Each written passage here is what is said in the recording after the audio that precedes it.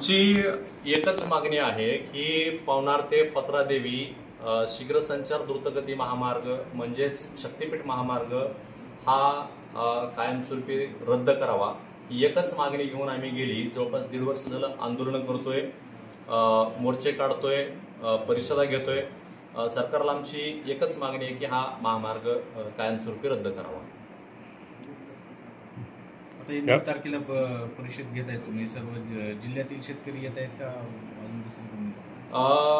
बघा 12 मार्च 2025 रोजी आझाद मैदान मुंबई येथे आम्ही आंदोलन केलं।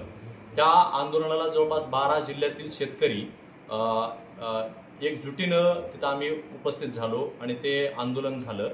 त्याच दिवशी आंदोलनाची श्रृंखला कायम पुढे चालू राहावी आणि शेतकऱ्यांना भूसंपादन कळावं आणि आपली फसवणूक कुठं होते हे कळावं आणि त्यासोबतच हा महामार्ग कशा पद्धतीनं लादला जातोय याचं एक विचार मंथन व्हावं, या अनुषंगाने आम्ही काही परिषदा आयोजित करतोय। त्याचाच एक भाग म्हणून मराठवाड्यातली पहिली राज्यस्तरीय परिषद ही 8 एप्रिल 2025 रोजी लातूर येथे आपण आयोजित केलेली आहे आणि या परिषदेला 12ही जिल्ह्यातील बाधित शेतकरी उपस्थित राहणार आहेत।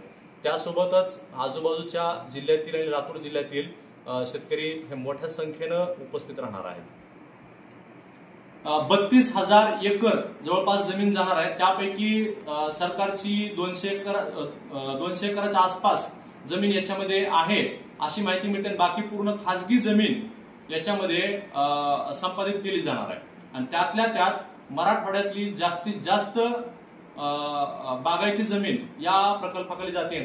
त्यातल्या त्यात लातूर जिल्ह्यातील मांजरा डावा कालवा आणि मांजरा उजवा कालवा या दोन्ही कालव्याच्या लाभ क्षेत्रातील जमीन जास्तीत जास्त या महामार्गामध्ये बाधित होते।